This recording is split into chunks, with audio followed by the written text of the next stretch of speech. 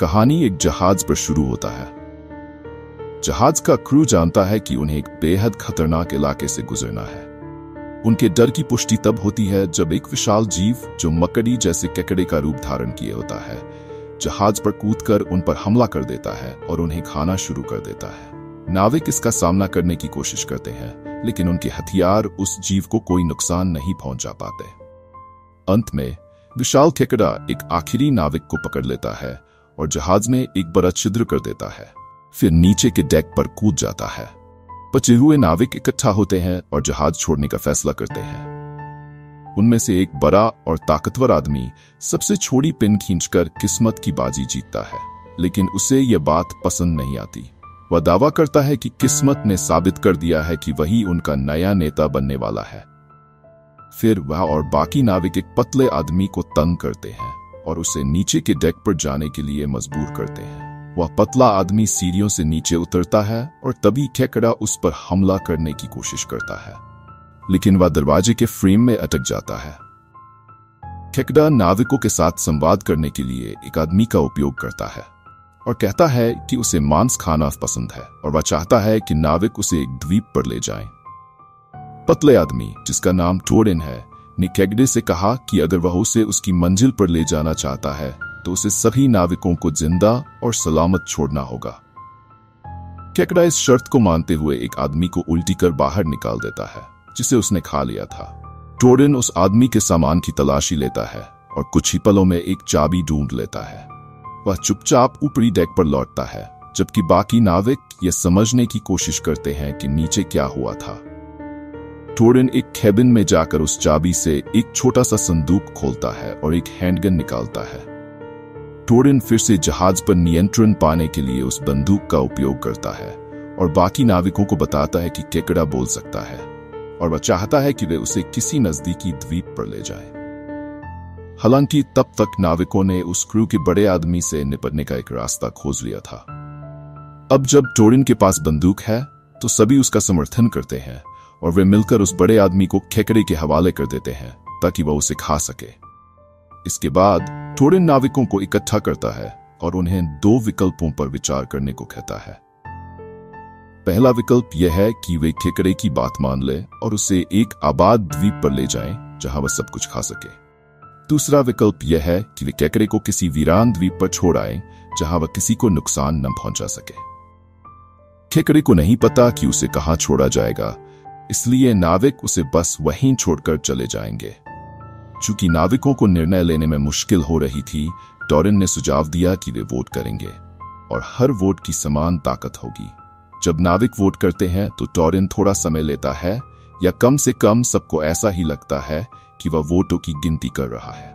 जब वह बाहर आता है तो कहता है कि उसने कागजों पर निशान लगा दिए हैं और उसे पता है कि किसने किसके लिए वोट किया।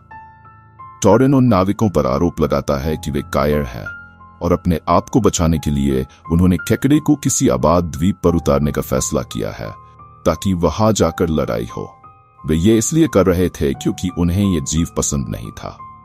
इसके बाद टोरिन उन्हें मार देता है और उनके शवों को केकड़े को खिला देता है। केकड़ा अब दो लोगों को खाकर संतुष्ट लगता है और उम्मीद करता है कि वह कुछ समय के लिए भूखा नहीं होगा। टोरिन अब दूरबीन का उपयोग करके अपने रास्ते का पता लगाने में व्यस्त है। तभी क्रू में से एक आदमी चुपके से उसके पास आने की कोशिश करता है, लेकिन टोरिन लकड़ी की खड़खड़ाहट सुन लेता है और अपने हैंडगन को उसकी ओर तान देता है। वह आदमी दावा करता है कि बाकी क्रू ने उसे ऐसा करने के लिए मजबूर किया था। टोरिन तब निचले डेक पर जाकर केकड़े से मिलता है, जो कहता है कि उसे बहुत भूख लगी है। टोरिन झूठ बोलता है और कहता है कि फाइटन आइलैंड के करीब है। हालांकि जब वे वहां पहुंचते हैं तो उन्हें छोटे छोटे केकड़ों का झुंड दिखाई देता है। ये देखकर क्रू और ज्यादा चिंतित हो जाता है, लेकिन टोरिन उन्हें समझाता है कि उन्हें अपने रास्ते पर बने रहना चाहिए। टोरिन सोने चला जाता है और बाकी क्रू को हिदायत देता है कि जब वे रेगिस्तानी द्वीप के पास पहुंचें तो उसे जगा दें। रात के दौरान क्रू टूट जाता है। एक नाविक टोरिन के केबिन में जाकर उसे सोते हुए चाकू मारने की कोशिश करता है, लेकिन टोरिन पहले से ही इसके लिए तैयार था। उस आदमी ने तकिए पर हमला किया था क्योंकि टोरिन ने अपना बिस्तर बदल दिया था। टॉरिन पीछे से गोली चलाना शुरू करता है और अंततः सभी को मार देता है। केवल एक आदमी बचता है जो एक बड़े संदूक में छिपा होता है। वह दावा करता है कि वह टॉरिन की हत्या की योजना में शामिल नहीं था। वह टॉरिन की मदद करता है लाशों को नीचे के डेक में फेंकने में। जब काम खत्म होता है तो टॉरिन उसे बताता है कि उसने वोट के बारे में झूठ बोला था। किसी कागज पर कोई निशान नहीं लगाया था। उसने बस अंदाजा लगाया था कि सभी ने केकरे को छोड़ने के लिए वोट किया था ताकि वे जल्द ही किसी द्वीप पर लड़ाई में शामिल हो सकें। अब टॉरिन का आखिरी दांव खेलने का समय आ चुका था।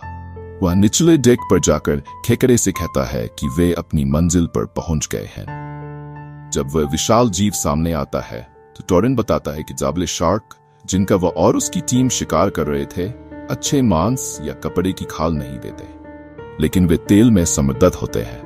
टॉरिन 2 बैरल फाड़ता है और फिर एक लैंप को गोली मारकर जहाज में आग लगा देता है। जैसे ही जहाज जलने लगता है, टॉरिन अपनी जान बचाने के लिए भागता है। केकरा उसे मारने की कोशिश करता है, लेकिन जहाज के निचले डेक में फंसे होने के कारण वह मुश्किल में पड़ जाता है। टॉरिन समुद्र में कूद जाता है जबकि जहाज जल रहा होता है। अंततः वह एक बचाव नाव तक पहुंच जाता है, जैसा उसने पहले ही सोचा था। इस तरह उसने न सिर्फ हजारों लोगों की जान बचाई, बल्कि केकरे और उसके बच्चों को भी मात दे दी।